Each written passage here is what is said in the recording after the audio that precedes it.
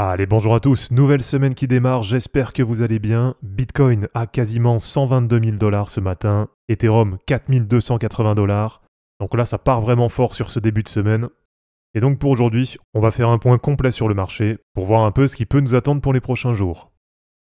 Allez, comme d'habitude, si ce n'est pas encore fait, pensez à vous abonner, pensez à liker et à commenter cette vidéo pour soutenir la chaîne.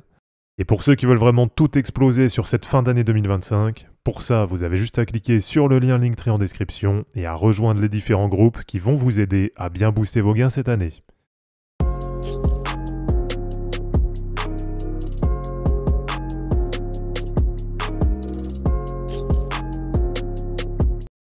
Alors, Bitcoin quasiment à 122 000 $ ce matin, et avec un Bitcoin CME qui est déjà à 122 600 $ ce matin.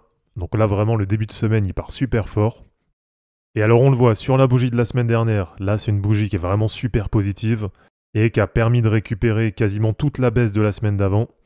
Et donc là, directement sur ce début de semaine, eh bien, on a Bitcoin qui est en train de sortir par le haut du range entre 114 000 $ et 120 000 $.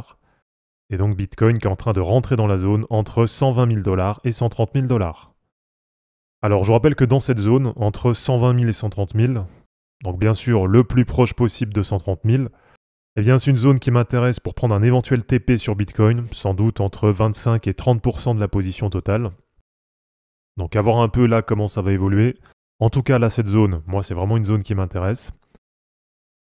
Et alors là si on fait un point sur l'ensemble du marché, eh bien côté perf sur la semaine dernière, là globalement on a vraiment eu des super perfs, avec Bitcoin qui fait du plus 6,8%, Ethereum qui nous fait plus 22,5% en une semaine. Donc là vraiment sur Ethereum c'est super impressionnant. XRP qui fait une perf qui est vraiment bonne aussi, plus 10,5%. BNB plus 8,6%. Solana plus 13,4%. Dogecoin plus 18,3%. Donc là globalement on voit qu'il y a des bonnes perfs sur le marché. Mais là surtout sur la semaine, on voit qu'on a la plupart des altcoins qui arrivent à surperformer Bitcoin. Et ça on va revenir dessus après. Et alors il y a toujours cette crypto Smart là qui fait des énormes perfs, plus 63% sur la semaine. Donc d'ailleurs celle-là, il faudrait que je prenne le temps de m'y intéresser. Et donc là, si on fait un point sur l'indice de la All Season, eh bien là sur 90 jours, on a maintenant 36 altcoins du top 100 qui arrivent à surperformer Bitcoin. Donc là aussi ça continue à aller dans le bon sens. Et surtout quand on prend vraiment sur du plus court terme, donc si on prend par exemple sur une semaine ou un mois, là, il faudrait regarder en détail, mais je pense qu'à court terme, là, on doit avoir maintenant plus de 50% des altcoins qui arrivent à surperformer Bitcoin. Et alors là, forcément, eh bien, du côté de la BTC dominance, ça se ressent. Avec sur la semaine dernière, une mèche basse qui est descendue jusqu'à peu près 59,7%. Et alors là, pour l'instant, on a la BTC dominance qui est repassée légèrement au-dessus des 60%. Et là, comme je vous l'ai partagé hier sur Twitter et sur Telegram, on arrive vraiment sur des niveaux décisifs sur la BTC dominance. Donc d'ailleurs, si ce n'est pas encore fait, pensez à vous abonner au compte Twitter. Et vous retrouvez le lien du compte Twitter directement dans mon Linktree. Et alors hier, je vous ai partagé ce post sur la BTC dominance, où je vous montrais que là, on arrive vraiment sur une période décisive, et qu'on est dans la même situation qu'en décembre 2024. Donc en décembre 2024, on a vu à ce moment-là un break baissier du canal ascendant, et on avait la BTC dominance qui était venue tester en support le haut du nuage sur Ichimoku. Donc là pour le moment, tant qu'on a la BTC dominance qui reste au-dessus du nuage, la dynamique elle reste haussière pour la BTC dominance. Mais par contre, ce qui va être un niveau décisif, ça va être quand on aura un break baissier du nuage, puisque dans ce cas-là, ça veut dire qu'on passera en dynamique baissière sur la BTC dominance, et là à l'inverse, ça deviendra haussier pour la dominance des altcoins. Donc voilà, comme je vous l'ai partagé hier, là ça va être à suivre de près sur les prochaines semaines, puisque si cette fois on n'a pas de rebond sur le haut du nuage, et si on a la BTC dominance qui passe officiellement en dynamique baissière, eh bien là, ce sera la première fois du cycle que sur du long terme, on passera en dynamique baissière sur la BTC dominance et donc en dynamique haussière sur la dominance des altcoins. Donc voilà, à suivre de près là sur les prochaines semaines, et je vous rappelle d'ailleurs que pour le moment, tant qu'il n'y a pas d'invalidation, donc tant qu'il n'y a pas de réintégration du canal ascendant, eh bien on a toujours cet objectif intermédiaire à 57% qui est bien activé sur la BTC dominance. Et éventuellement pour la suite, on a ce niveau à 50% là qui pourrait être intéressant et qui pourrait permettre pendant plusieurs semaines, voire même peut-être plusieurs mois, de prolonger la All Season qui a commencé à partir de la semaine du 16 juin. Donc voilà, pour le moment de ce côté-là, ça reste vraiment super positif.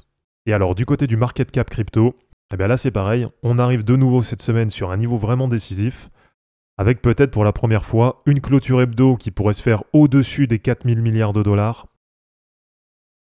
Et alors là, si on fait un point sur les altcoins, et notamment sur la Total 3, qui représente, je vous rappelle, le market cap des altcoins sans Bitcoin et sans Ethereum.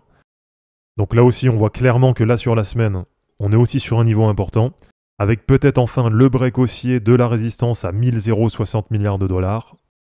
Donc éventuellement le break haussier pour aller chercher pourquoi pas dans cette zone. Donc sans doute entre 1300 et 1400 milliards de dollars. Là, à court terme, c'est un niveau qui paraît plutôt cohérent. Et alors du côté des others, donc du côté des altcoins hors du top 10, eh bien là aussi sur la semaine, on pourrait avoir le break d'un niveau décisif, avec peut-être enfin les others qui vont sortir du range qui était entre 260 milliards de dollars et 310 milliards de dollars. Et là aussi, si on vise la courbe en vert sur le Dynamic Rainbow 50, eh bien ça pourrait permettre à court terme d'aller chercher une zone entre à peu près 420 et 450 milliards de dollars. Donc voilà, globalement, que ce soit sur Bitcoin, sur la Bitcoin dominance ou sur les altcoins, on voit que là sur la semaine, ça pourrait vraiment s'accélérer. Et alors pour terminer, si on fait un point rapide sur les altcoins, alors du côté de TAO, pour le moment ça reste toujours bloqué sous le nuage.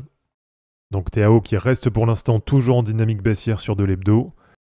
À voir si éventuellement sur la semaine ça va réussir à franchir le nuage. Alors même si ça voudrait dire franchir à peu près 480 dollars. Donc là, faire juste sur la semaine, ça me paraît un peu ambitieux.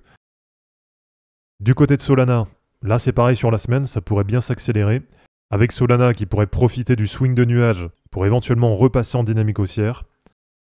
Donc là, il y a à peu près jusqu'au 10 septembre où il y a un nuage assez fin. Et je vous rappelle que sur Solana, la zone potentielle d'ATH que j'ai définie sur le bull run, ça va être entre 450 dollars et 650 dollars.